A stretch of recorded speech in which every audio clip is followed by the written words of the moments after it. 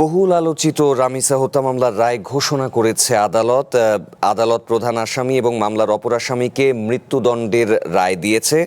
রায়ের মাধ্যমে আসলে শেষ হলো দেশজুড়ে আলোচিত একটি হত্যাকাণ্ডের বিচারিক অধ্যায়ের গুরুত্বপূর্ণ পর্ব। আদালত আসলে রায় উল্লেখ করেছে মামলায় উপস্থাপিত সাক্ষ্য প্রমাণ, ফরেনসিক তথ্য, জবানবন্দি এবং অন্যান্য আলামতের ভিত্তিতে আনা যে অভিযোগ রয়েছে সেটি আসলে সন্দেহাতীতভাবে প্রমাণিত হয়েছে। দীর্ঘ শুনানি, সাক্ষ্য গ্রহণ এবং যুক্তিতর্ক শেষে এই রায় আসলে ঘোষণা করেছে আদালত। আমরা এই মুহূর্তে আদালত প্রাঙ্গণে আসলে যাব। আমাদের সহকর্মী জানাচ্ছিলাম যে রাকিবুল রাহা তিনি সেখানে রয়েছেন। আদালত প্রাঙ্গণের আসলে কি পরিস্থিতি সেটি আসলে আমরা তার মাধ্যমে জানতে চাই। রাহা, রায় তো আসলে বহুল আলোচিত, এই রায়টি আসলে ঘোষণা করা হলো। এই মুহূর্তে আসলে আদালত প্রাঙ্গণের পরিস্থিতি কেমন দেখতে পাচ্ছেন? আশপাশে আসলে কি অবস্থা, আমাদেরকে বিস্তারিত জানাবেন।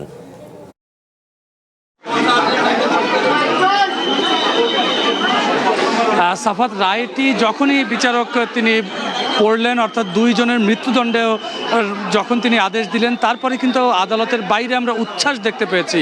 সাধারণ মানুষ এবং আইনজীবীদের উচ্ছ্বাসে কিন্তু উচ্ছ্বাস প্রকাশ করেছেন তারা বলছেন যে শিশু রামিসা হত্যাকাণ্ডের ন্যায় বিচার পেল, অর্থাৎ দেশে একটি ন্যায় বিচার স্থাপন হলো এই রায়ের মাধ্যমে। এবং শুরু থেকেই কিন্তু রাষ্ট্রপক্ষ বলছিলেন যে তারা সন্দেহাতীতভাবে এই ঘটনাটি প্রমাণ করতে পেরেছে, অর্থাৎ এই হত্যাকাণ্ড এবং হত্যাকাণ্ডের মূল অভিযুক্তকে পালিয়ে যেতে যিনি সাহায্য করেছেন, দুইজনের অভিযুক্ত কিন্তু সন্দেহাতীতভাবে প্রমাণ করতে পেরেছেন, সেই বিষয়টি কিন্তু উচ্ছ্বাস প্রকাশ করেছেন।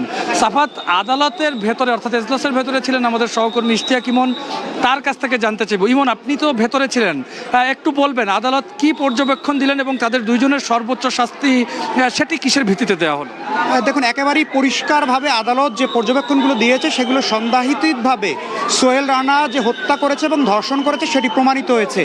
ধর্ষণের সাক্ষী মূলত সামনাসামনি থাকে না, যেটি অন্যভাবে অর্থাৎ দ্রুত বিচার ট্রাইব্যুনালে ধর্ষণের যে বিচার, যে প্রক্রিয়া করা হয় সেই বিচার প্রক্রিয়ায় রামিসার যিনি ফরেনসিক অর্থাৎ ময়নাতদন্ত করেছেন সোহরাওয়ার্দী হাসপাতালের যিনি চিকিৎসক, তিনি 16 নম্বর সাক্ষী হিসাবে এখানে যে সাক্ষ্য দিয়েছেন সেই সাক্ষ্যে তিনি পরিষ্কারভাবে বলেছেন যে রামিসাকে ধর্ষণ করা হয়েছে এবং তিনি সেই আলামত পেয়ে এবং সেই রিপোর্ট তিনি দিয়েছেন, যে কারণে আদালত ধর্ষণের প্রমাণ পেয়েছে।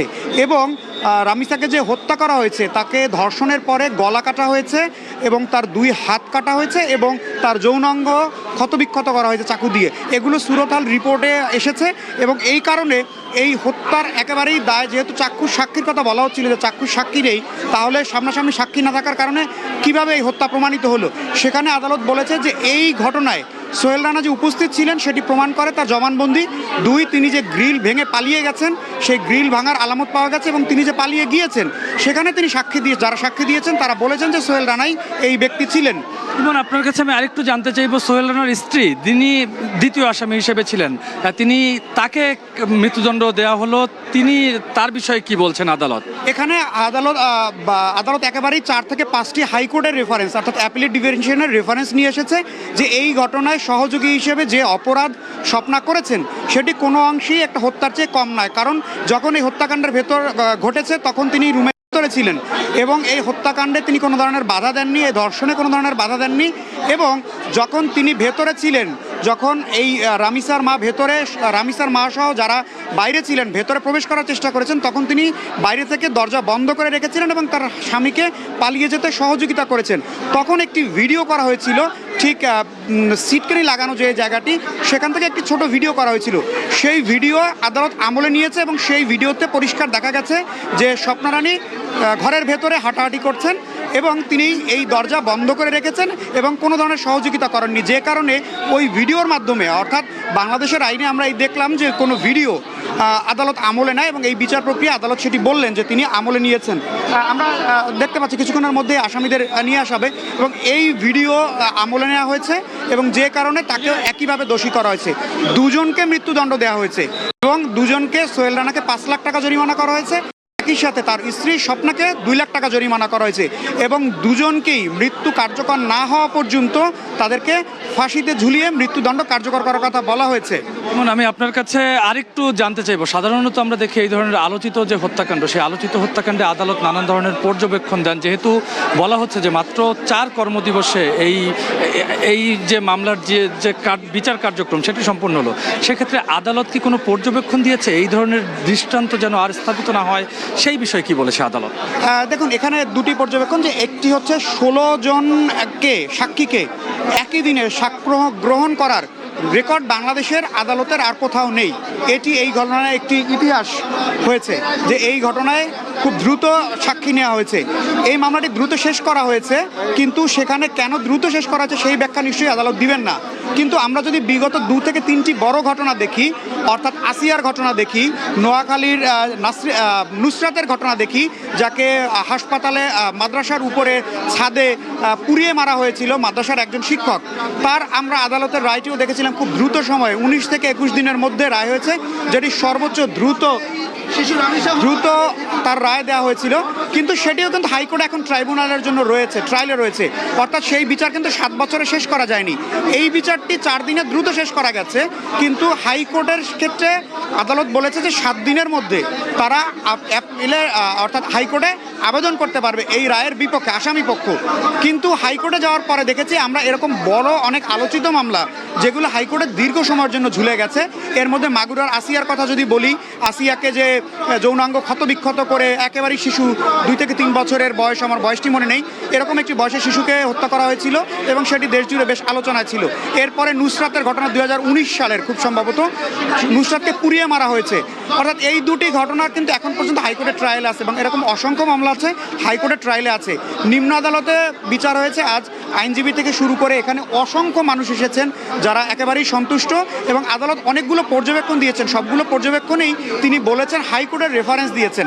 হাইকোর্টের রেফারেন্স তিনি দিয়েছেন যে এই হত্যা মামলায় যেহেতু চাক্ষুষ সাক্ষী নেই, অর্থাৎ হত্যা করতে দেখার মতো নেই, সে কারণে অনেকগুলো মামলার তিনি রেফারেন্স দিয়েছেন, এবং স্বপ্নাকে কেন মৃত্যুদণ্ড দেওয়া হলো সেই রেফারেন্সও তিনি হাইকোর্টের বেশ কয়েকটি জাজমেন্টের মাধ্যমে দিয়েছেন। আপনার কাছে আরেকটু জানতে চাইবো, এর আগে আমরা দেখেছি যখন সাক্ষ্য গ্রহণ থেকে শুরু করে অন্যান্য কার্যক্রম চলছিল, সেই মুহূর্তে কিন্তু আদালতের স্বপ্না এবং সোহেল রানা তারা দুজনই নানান ধরনের কার্যক্রম করেছে।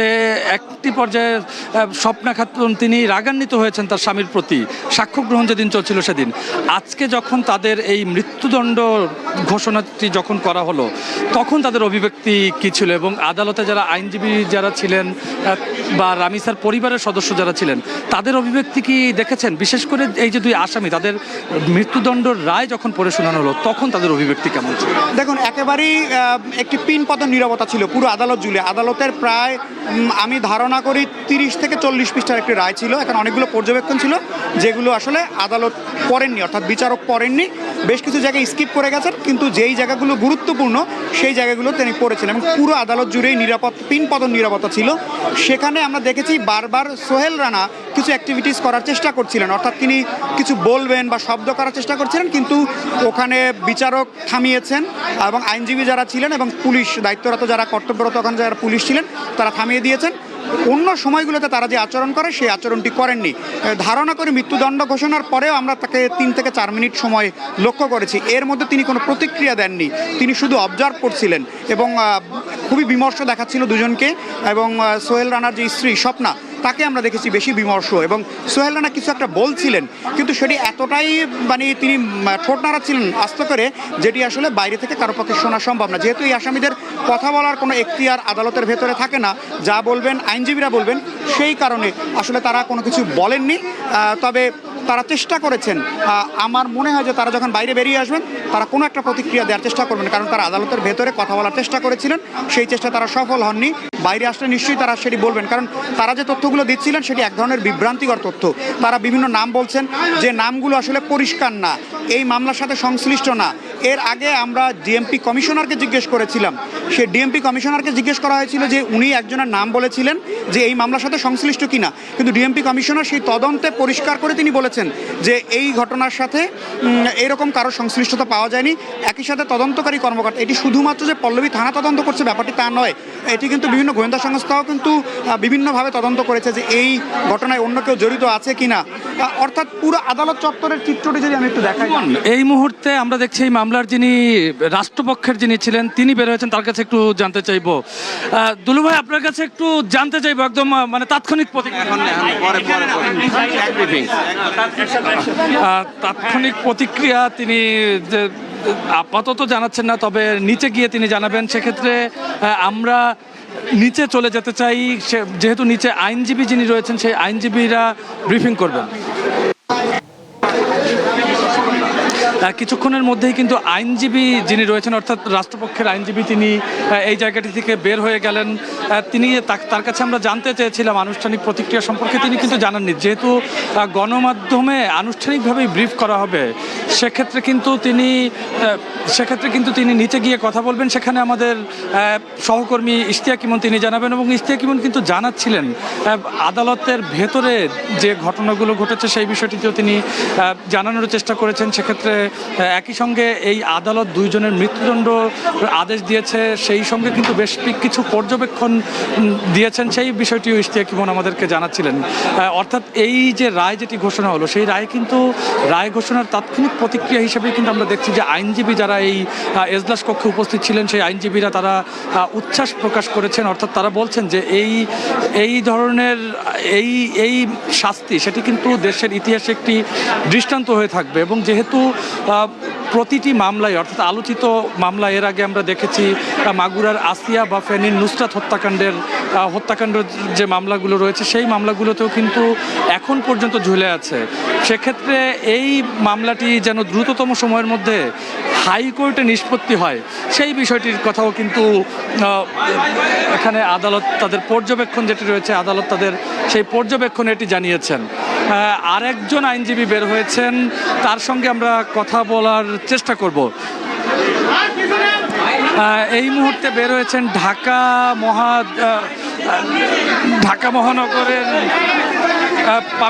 ঢাকা মহানগর দায়রা জজ আদালতের পাবলিক প্রসিকিউটর, তিনিও কিন্তু এই তাৎক্ষণিক প্রতিক্রিয়াটি জানাবেন না, যেহেতু নিচে আইনজীবীদের এবং অন্যান্য যারা রয়েছেন তাদের ব্রিফ করার ব্যবস্থা করা হয়েছে। সেক্ষেত্রে কিন্তু তারা নিচে গিয়েই ব্রিফ করবেন। আমরা দর্শক, আমরা একটি আলোচিত ধর্ষণ এবং হত্যা মামলার রায় শুনলাম একটু আগে। জানিয়ে রাখি যে ফৌজদারি অপরাধের ঘটনায় এত কম সময়ে তদন্ত বিচার শেষ করে রায় দেওয়ার নজির কিন্তু এখনো পর্যন্ত ছিল না।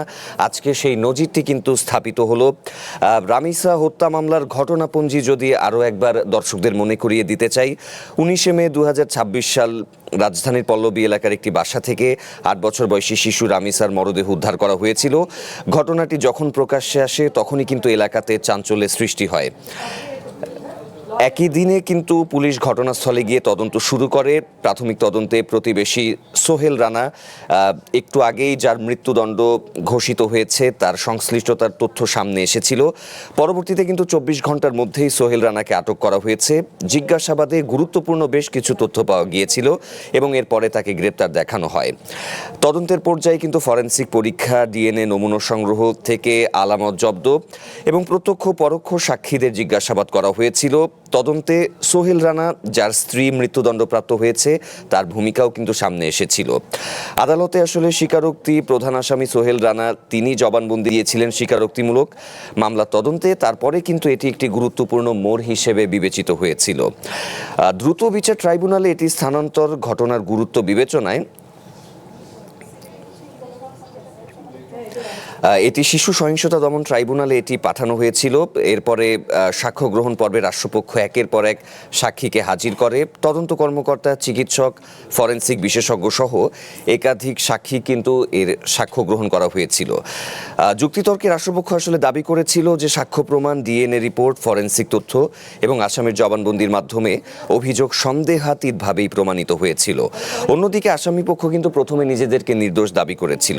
7 জুন 2026 2024 মামলার রায়, অর্থাৎ আজকে এই মামলার রায় ঘোষণা করা হয়েছে। আদালত কিন্তু প্রধান আসামি সোহেল রানা এবং তার স্ত্রীকেও মৃত্যুদণ্ড দিয়েছে। এর পাশাপাশি কিন্তু প্রধানমন্ত্রী তারেক রহমান তিনি কিন্তু বলেছিলেন যে 1 মাসের মধ্যেই এই মামলার বিচার কার্য সম্পন্ন করা হবে এবং রায় ঘোষণা করা হবে। আমরা কিন্তু দেখতে পেলাম যে 1 মাস আসলে লাগেনি, প্রায় 19 দিনের মধ্যেই কিন্তু আসলে সম্পূর্ণ বিচার কার্য সম্পাদন হয়ে গেছে এবং রায় ঘোষণা করা হয়েছে। আমরা আজ মাত্র 4 দিন কিন্তু এই বিচার কাজ চলেছে এবং এর পরপরই যে কাঙ্ক্ষিত রায়টি, যেটি দেশবাসী আসলে অপেক্ষায় ছিলেন, আজকে 11টায় এই রায় পড়া শুরু হয়েছে। এখন ঘড়ির কাঁটায় আসলে 11:55 এবং আমরা সর্বশেষ তথ্য যেটি জানতে পেরেছি যে অভিযুক্ত সোহেল রানা এবং তার স্ত্রী দুজনকেই মৃত্যুদণ্ডে দণ্ডিত করা হয়েছে। পরবর্তী আসলে যে পদক্ষেপগুলো নেওয়া হবে, এরপরে আমরা আইনজীবীদেরকে দেখতে পেয়েছি, আমাদের সহকর্মীরা ঘটনাস্থলে রয়েছেন। আইনজীবীরা কথা বলছেন, রাষ্ট্রপক্ষের আইনজীবীরা কথা বলছেন। আমরা আদালত প্রাঙ্গণে আবারও যেতে চাই। রাষ্ট্রপক্ষে যেমনটি বলছিলাম যে রাষ্ট্রপক্ষের আইনজীবীরা কথা বলছেন, সেখানে আসলে কি ঘটনা ঘটছে সেই পরিস্থিতি আমরা দর্শকদের দেখাতে চাই। এই মামলায় 16 জন সাক্ষীর সাক্ষ্য যাহা পূর্বে রেকর্ড করা হয়েছে, সেই সাক্ষীদের সাক্ষ্য এবং অন্যান্য ম্যাটেরিয়ালস পর্যালোচনা করে মাননীয় ট্রাইব্যুনাল আসামি মোহাম্মদ সোহেল রানা এবং স্বপ্না খাতুনকে দোষী সাব্যস্ত করে নারী ও শিশু নির্যাতন দমন আইন 2000-এর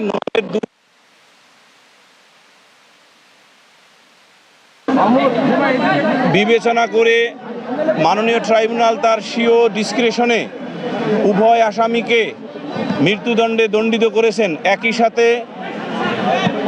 আসামি মোহাম্মদ সোহেল রানাকে 5 লক্ষ টাকা জরিমানা এবং স্বপ্না খাতুনকে 2 লক্ষ টাকা জরিমানা প্রদানের আদেশ দিয়েছেন এবং সংশ্লিষ্ট এলাকার কালেক্টরগণ বা ডিস্ট্রিক্ট কালেক্টর এই জরিমানা আদায় করে ভিকটিম রামিসার বৈধ ওয়ারিসদের নিকট প্রদান করবেন সেই আদেশও দিয়েছেন এবং আদালত তার ফাইন্ডিংসে ক্লিয়ারলি বলেছেন যে ডাক্তার তার সাক্ষ্যে অর্থাৎ অটোপসি রিপোর্ট যিনি দিয়েছেন সেই অটোপসি রিপোর্টে ডাক্তার ক্লিয়ারলি উল্লেখ করেছেন যে ভিকটিম রামিসা আক্তারের দেহে ধর্ষণের আলামত পেয়েছেন এবং যার কারণে তিনি সকল সাক্ষ্য বিশ্লেষণ করে এই সিদ্ধান্তে উপনীত হয়ে রায় দিয়েছেন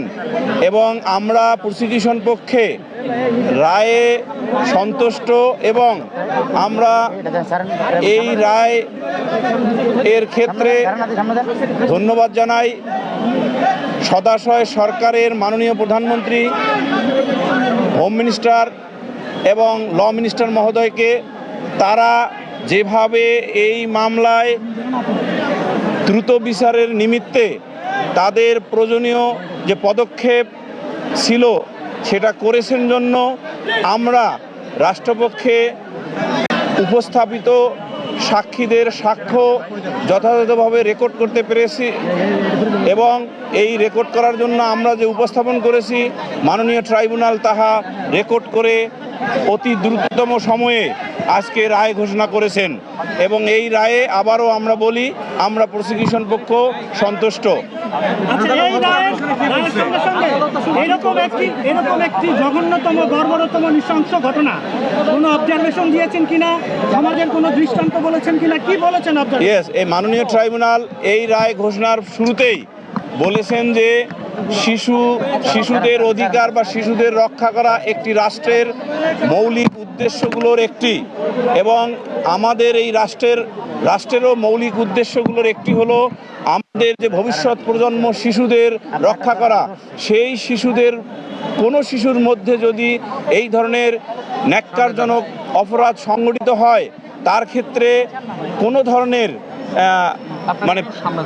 দয়া দাক্ষিণ্য না দেখিয়ে সিভিয়ার পানিশমেন্ট দিতে হবে এবং তারই নিরিখে মাননীয় ট্রাইব্যুনাল তার স্বীয় বিবেচনায় এবং তার নিজস্ব জুরিসডিকশনে এই মৃত্যুদণ্ডে দণ্ডিত করেছেন উভয় আসামিকে।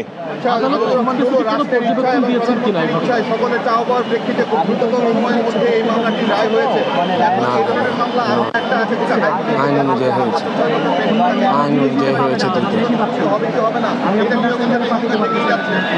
এইটা আসলে আমাদের সংবিধানের আর্টিকেল 31-এর দিকে তাকাবেন, ওখানে 18টা মৌলিক অধিকারের মধ্যে আর্টিকেল 31 হলো একমাত্র আর্টিকেল বা ফান্ডামেন্টাল রাইট, যেটাকে বলা হয়েছে ইনএলিয়েনেবল। এটার মূল কথা হলো অ্যাকর্ডিংস উইথ ল। এই মামলার পরবর্তী কার্যক্রম হাইকোর্ট বিভাগে যাবে, আপিল বিভাগে যাবে এবং পরবর্তী পর্যায়ে রাষ্ট্রপতির নিকট যাবে কিনা সেটার এই যে প্রসেস, এইটা হলো ইন অ্যাকর্ডিংস উইথ ল। এই ইন অ্যাকর্ডিংস উইথ ল এর যে ডিউ প্রসেস অফ ল, এটাকে আমরা কিন্তু বাইপাস করতে পারবো না। এবং রাষ্ট্র হিসাবে সভ্যতার নিরিখে আমরা যে রাষ্ট্রে বসবাস করতেছি, যে রাষ্ট্রের আইনগত কাঠামো আছে, সেই কাঠামোকে কিন্তু আমরা বাইপাস করতে পারবো না। সুতরাং ভবিষ্যতে এটা দেখা যাবে সদাশয় সরকার এবং বিচার বিভাগের যিনি গার্ডিয়ান মাননীয় চিফ জাস্টিস এটা কিভাবে দ্রুততার সহিত করবেন, আরও অন্যান্য মামলার সহিত যেটা আপনি প্রশ্নে বলেছেন, সেটা কর্তৃপক্ষ তার নিজস্ব বিবেচনায় এটা করবেন। এই ব্যাপারে আমাদের মন্তব্য করার কোনো ডোমেইন বা এখতিয়ার নাই। এই বিচার মাত্র 5 কার্য দিবসে শেষ হলো, এটি বাংলাদেশের ইতিহাসে দৃষ্টান্ত হয়ে থাকবে কিনা, মাইলফলক হয়ে থাকবে কিনা, বিচার বিভাগের জন্য একটি নজির হয়ে থাকবেন কিনা? ডেফিনেটলি এই মামলার রায় মূলত 4 কার্য দিবসে সম্পন্ন হয়েছে এবং এই 4 কার্য দিবসে অনেকে বলতে পারেন 5 কার্য দিবস, কিন্তু আইন অনুযায়ী 4 কার্য দিবসে হয়েছে। এই 4 কার্য দিবস অথবা সাধারণভাবে 5 কার্য দিবসে বললেও ভুল হবে না। সেই নিরিখে এটা একটি মাইলফলক হয়ে থাকবে এই ধরনের অপরাধ দমনের ক্ষেত্রে। আদালত কিছু মন্তব্য করেছেন, কথা বলেছেন এই রায়ের ব্যাপারে যে এ ধরনের ঘটনা নারী ও শিশু প্রতি সহিংসতা দমনে বদ্ধপরিকর আদালত বেশ কিছু কথা বলেছেন। এগুলো আদালত যেগুলো একটু ধুলো হয়, একটু ধরা দেয় ভাই, যেটা বলতে যে আমরা যেটা শুনলাম আদালতে, এই ধরনের ধর্ষণ এবং শিশুকে হত্যা এটি শুধু পরিবার নয়, সমাজের জন্য ক্ষতিকর করে এবং এটির যারা আসামি রয়েছেন অনুকম্পা পেতে পারেন না, তাদের দৃষ্টান্তমূলক শাস্তি হচ্ছে ভবিষ্যতে যাতে এ ধরনের কোনো ঘটনা না ঘটে, এই ধরনের কথা বলেছেন। ইয়েস, আমি প্রথমে বলেছি একটি রাষ্ট্রের মৌলিক যে সকল কাজ তার মধ্যে একটি হলো বা মৌলিক যে সকল উদ্দেশ্য তার মধ্যে একটি হলো ভবিষ্যৎ প্রজন্ম অর্থাৎ শিশুদের জন্য নিরাপদ আবাস তৈরি করা বা শিশুদের যে রক্ষা করা।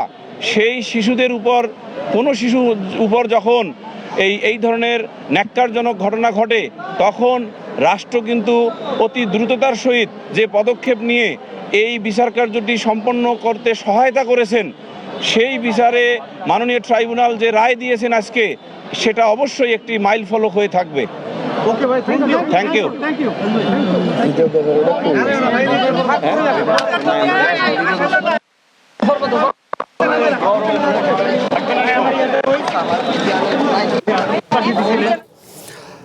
দর্শক, আমরা যেমনটি আগেও জানাচ্ছিলাম, রাজধানীর পল্লবীতে 8 বছরের শিশুকে ধর্ষণের পর নৃশংসভাবে হত্যার ঘটনায় আসামি সোহেল রানা ও তার স্ত্রী স্বপ্না আক্তারকে মৃত্যুদণ্ড দিয়েছে আদালত। এর পাশাপাশি কিন্তু সোহেল রানাকে 5 লাখ ও স্বপ্নাকে 2 লাখ টাকা জরিমানাও করেছে আদালত। বেলা 11টায় ঢাকা মহানগর শিশু সহিংসতা দমন ট্রাইব্যুনালের বিচারক মাসরুর সালেকিন তিনি এজলাসে আসেন। এরপর কিন্তু এই মামলার রায় পড়া শুরু করেন তিনি। বেলা 11:40 রায় ঘোষণা করা হয়েছে। এই ঘটনায় আসলে যে 2 জন আসামি তাদেরকে কিন্তু বের করে আদালত প্রাঙ্গণে নেওয়া হচ্ছে। আমাদের সহকর্মী রাকিবুল রাহাত সেখানে রয়েছেন। কি পরিস্থিতি সেখানের, সেই পরিস্থিতি জানাতে কিছুক্ষণের মধ্যেই হয়তো তিনি যুক্ত হবেন।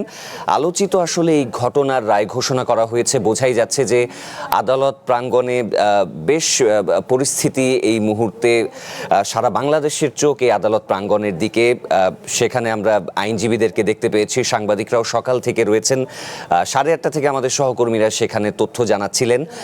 আগেও জানিয়েছিলাম যে 11:40 এই মামলার রায় পড়ে শুনিয়েছিলেন। আমরা এই মুহূর্তে আদালত প্রাঙ্গণে আবারও যেতে চাই।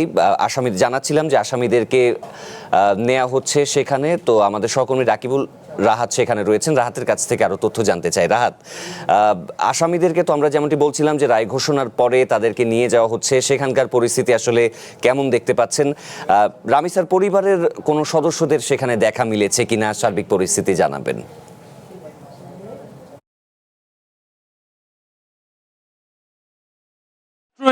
এই আসামির প্রধান অভিযুক্ত এবং মৃত্যুদণ্ডপ্রাপ্ত সোহেল রানাকে আদালতে এজলাস থেকে আবার এই আদালতের হাজতখানায় নিয়ে যাওয়া হয়েছে। আমরা তাকে কিন্তু কড়া নিরাপত্তা বেষ্টনের মাধ্যমে পুলিশ এবং র্যাব সদস্যরা এই আদালত থেকে নামিয়ে নিয়ে গেছেন। তাকে খুব ক্লান্ত দেখিয়েছে, যদিও তার মুখ মাস্কে ঢাকা ছিল এবং মাথায় হেলমেট পরিহিত অবস্থায় তিনি ছিলেন, কিন্তু তাকে খুবই ক্লান্ত দেখাচ্ছিল এবং তার চারিদিকে কিন্তু আইনশৃঙ্খলা বাহিনীর একটি বেষ্টনী দিয়েই তাকে মূলত এই আদালতের এই 5 তলা থেকে নিচে যে হাজতখানাটি রয়েছেন সেই জায়গাটিতে নামিয়ে নেওয়া হয়েছে।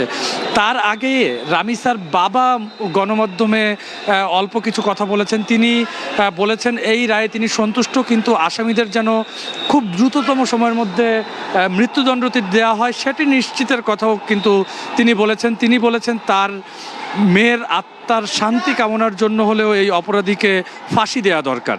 এবং তিনি গণমাধ্যমের সাথে কথা বলেই কিন্তু তিনিও নিচে নেমে গেছেন। যদিও মৃত্যুদণ্ডপ্রাপ্ত সোহেল রানাকে কিছুক্ষণ আগে আদালত থেকে নামিয়ে নেওয়া হয়েছে, কিন্তু তার স্ত্রী স্বপ্না খাতুন এখন পর্যন্ত আদালতের কাঠগড়ায় রয়েছে। যেহেতু গণমাধ্যম কর্মীদের ভিড় এবং একই সঙ্গে সাধারণ মানুষ তারাও কিন্তু এই আদালত প্রাঙ্গণে রয়েছেন, সেক্ষেত্রে সব ভিড় ঠেলেই কিন্তু যেহেতু আইনশৃঙ্খলা রক্ষাকারী বাহিনীর সদস্যদের তাদেরকে নিয়ে যেতে হচ্ছে, সেক্ষেত্রে একটু হুড়োহুড়িও মূলত এই জায়গাটিতে লাগছে, যার কারণে কিছুক্ষণ পরে হয়তোবা এই অন্য মৃত্যুদণ্ডপ্রাপ্ত আসামি স্বপ্না খাতুন তাকে কিছুক্ষণ পরে এখান থেকে নিয়ে যাওয়া হবে। আমি একটু জানিয়ে রাখতে চাই, 11:15 ঢাকা মহানগর নারী সহিংসতা দমন ট্রাইব্যুনালের বিচারক তিনি মামলার রায় পড়া শুরু করেন এবং মামলার কিন্তু রায়ের সংক্ষিপ্ত যে আকারটি রয়েছে সেই সংক্ষিপ্ত আকারের রায় তিনি পড়েছেন এবং তিনি বলেছেন যে যেসব অভিযোগ আনা হয়েছে এবং আসামি যে জবানবন্দি দিয়েছেন সেই জবানবন্দিতে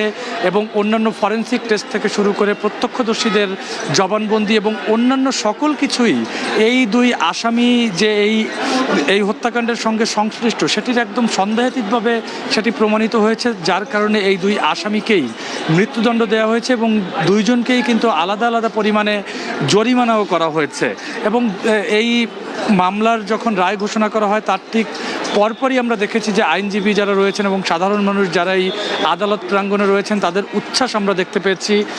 এবং পরবর্তীতে কিছুক্ষণ আগেই এই মামলার প্রধান আসামি বা অন্যতম অভিযুক্ত সোহেল রানাকে আদালত প্রাঙ্গণ থেকে কিছুক্ষণ আগেই নিচে নামিয়ে নেওয়া হয়েছে এবং ইতিমধ্যে কিন্তু আইনজীবীরাও ব্রিফ করছেন। আমরা এই মুহূর্তে দেখছি সোহেল রানার স্ত্রী স্বপ্না খাতুনকে তাকে এজলাস থেকে বের করা হয়েছে এবং তাকেও কিন্তু যথারীতি পুলিশি করা নিরাপত্তার মধ্যে দিয়ে এই জায়গাটি দিয়ে নিয়ে যাওয়া হচ্ছে। আমরা একটু ছবিও দেখানোর চেষ্টা করব যে তাকে নিয়ে যাওয়ার। এই মুহূর্তে স্বপ্না আক্তারকে করা পুলিশের বেষ্টনীর মধ্যে দিয়ে নিয়ে যাওয়া হচ্ছে।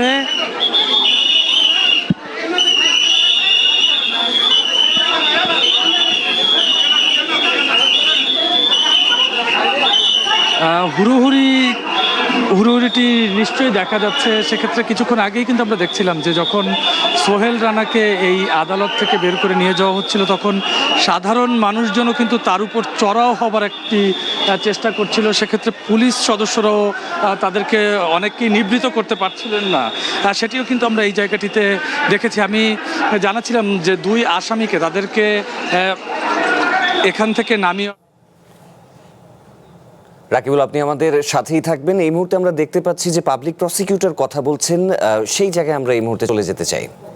করছে সেটি হলো, আপনারা জানেন যে শিশু রামিসা দর্শন হত্যা মামলা, এই শিশু রামিসা হত্যা দর্শন মামলার আজকে বিচারিক আদালত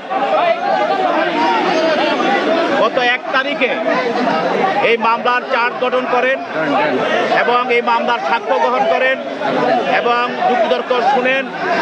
পরবর্তীতে আজকে মামলাটির রায় ঘোষণা করা হয় এবং এই রায়ে এই রামিসাকে ধর্ষণ এবং হত্যা করার এবং তার দেহ অঙ্গ প্রত্যঙ্গ সেটিকে গোপন করার বা সেগুলি বিচ্ছিন্ন করে সেগুলিকে গোপন করা এবং মুছে ফেলা দেওয়ার জন্য যে অপরাধ সে করেছে, সেই জন্য তাকে আদালত সর্বোচ্চ শাস্তি, তাকে মৃত্যুদণ্ড আদেশ প্রদান করেছেন এবং তাকে সহায়তা করার জন্য তার স্ত্রী স্বপ্না খাতুন, সেই স্বপ্না খাতুন যে এই ঘটনার সময় তার স্বামী সোহেল রানাকে সে সহযোগিতা করেছে এবং তার পর্যাপ্ত সুবিধা থাকা সত্ত্বেও সে এই ঘটনায় তাকে হত্যা থেকে নিবৃত্ত করার জন্য, দর্শন থেকে নিবৃত্ত করার জন্য কোনো রকম চেষ্টা করে নাই, বরং সে তার স্বামীকে পালিয়ে যাওয়ার জন্য দরজা বন্ধ রেখে সেখানে জানালা দিয়ে সে বের হওয়ার জন্য, পালিয়ে যাওয়ার জন্য সে সহযোগিতা করেছে এবং তাকে সাক্ষীরা বা রামিসার মা এবং তার আত্মীয়স্বজন বারবার তাকে দরজা খোলার জন্য তাকে বলা হলেও সেই দরজা খোলে নাই এবং সে যখন তাকে দর্শন করা হয় রামিসাকে, তখনও তার ক্ষমতা ছিল, তার সে ইচ্ছা করলে দরজা খুলে ডাক চিৎকার দিয়ে সে তাকে রক্ষা করার জন্য চেষ্টা করতে পারত, সেটাও সে করে নাই। অতএব সে তার স্বামী, তাকে সে সহযোগিতা করেছে, সোহেল রানাকে সহযোগিতা করেছে ধর্ষণ এবং হত্যায়। তাই নারী শিশু নির্যাতন দমন আইনের 9(2) এবং 30 ধারা তার প্রতি প্রযোজ্য। সেই জন্য তাকে একই অপরাধে অপরাধী করে বিচারিক আদালত তাকেও মৃত্যুদণ্ড আদেশ প্রদান করেছে। এবং বলতে চাই যে এই মামলায় আদালত কোনো সুস্পষ্ট পর্যবেক্ষণ দিয়েছে কিনা, কারণ একজন শিশুকে ধর্ষণ করে তার শিরোচ্ছেদ করা হয়েছে, এটি একটি বর্বরচিত ঘটনা এবং আদিম যুগের ঘটনা। আদালত তার রায় বলেছেন, অবজারভেশনে বলেছেন যে একজন শিশুকে এইভাবে যে নৃশংসভাবে দর্শন করে হত্যা করা হয়েছে, সেটা আমাদের দেশের যে শিশুরা আছে তাদেরও যে একটা বিষয় এখানে আমাদের এই হত্যার মধ্যে দিয়ে, দর্শনের মধ্যে দিয়ে দেশের নিরাপদ নয়। অতএব এটাও একটা বিষয় এবং এই বিচারের মধ্য দিয়ে একটা দৃষ্টান্তমূলক শাস্তির মধ্য দিয়ে দেশের মানুষের মনে যেরকম মানুষের মধ্যে একটা আশা সঞ্চার করা এবং আমাদের শিশু বাচ্চাদেরকে এই ধরনের নৃশংস ঘটনা থেকে যেন আগামী দিন রক্ষা করা যায় এবং ধরনের ঘটনা না ঘটে, এই বিচারটা একটি দৃষ্টান্তমূলক ঘটনা হিসাবে, শাস্তি হিসাবে পরিগণিত হবে। ফারুকী ভাই, মাত্র 19 দিন হত্যার পর এবং 4 কার্য দিবস এই যে দৃষ্টান্তমূলক নজিরবিহীন যে রায়টা দেওয়া হলো, এরকম আরো অন্যান্য মামলা আছে, সেক্ষেত্রে এই মামলার ইফেক্টটা কি হবে? আপনি জানেন যে আমাদের দেশে নারী নির্যাতন দমন আইন, এইগুলো শিশু দর্শন এবং নারী দর্শন বেড়ে যাওয়ার কারণে এই আইনটাকে সংশোধন করা হয়েছে। এই সংশোধন আইনে আপনাকে বলা আছে যে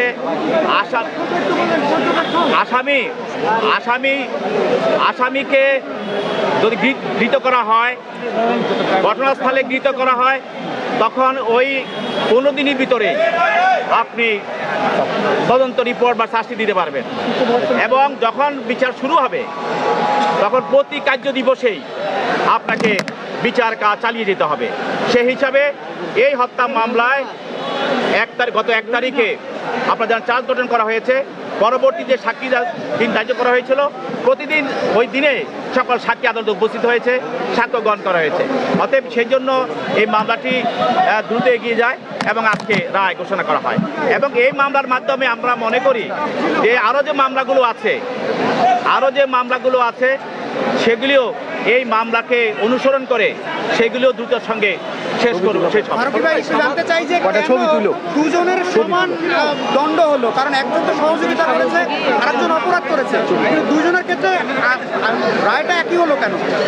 এখানে নারী শিশু নির্যাতন দমন আইনে আছে যে 9-2 ধারায় যেই অপরাধটি হবে, এই অপরাধকারী যেই শাস্তি বিধান হবে এবং তাকে ওই ঘটনায় নারী শিশু নির্যাতন দমন আইনের 30 ধারায় বলা আছে যে সহযোগিতা করবে, সহায়তা করবে, তাকেও একই দণ্ডে দণ্ডিত করা যাবে। ফারুক ভাই, আদালত এখানে বলেছে সামাজিক এক ধরনের অপরাধ এবং এটি আইনেরও একটা দায়বদ্ধতা ছিল, সেই জায়গা থেকে এই সর্বোচ্চ সাজা দেওয়া হলো। এই বিষয়ে আদালত আসলে কি বলেছে? এবং এই বিচারকের অবজারভেশনে উনি বলেছেন যে এই ঘটনা সারা জাতিকে যেমনি নাড়া দিয়েছে এবং সমাজের যে অবস্থা, সেই অবস্থায় সমাজের শিশুদেরকে এই ধরনের ঘটনা থেকে রক্ষা করার জন্য এবং মানুষের ভিতরে সচেতনতা সৃষ্টি করার জন্য এইটা একটি দৃষ্টান্তমূলক একটা বিচার এবং দৃষ্টান্তমূলক অপরাধের শাস্তি হিসাবে এটা আমাদের এই আইনের অঙ্গনে এটা বিরাজ করে। এই ঘটনাকে কেন্দ্র করে যেইভাবে দেশবাসী এবং মানুষ যেভাবে আগায় আসছে, আমরা মনে করি অন্য যে মামলাগুলো আছে সেইভাবে সাক্ষী এবং অন্যান্য ব্যাপারে যারা সবাই এই মামলাটাকে অনুসরণ করে সেই মামলাগুলো দ্রুততার সঙ্গে শেষ হবে।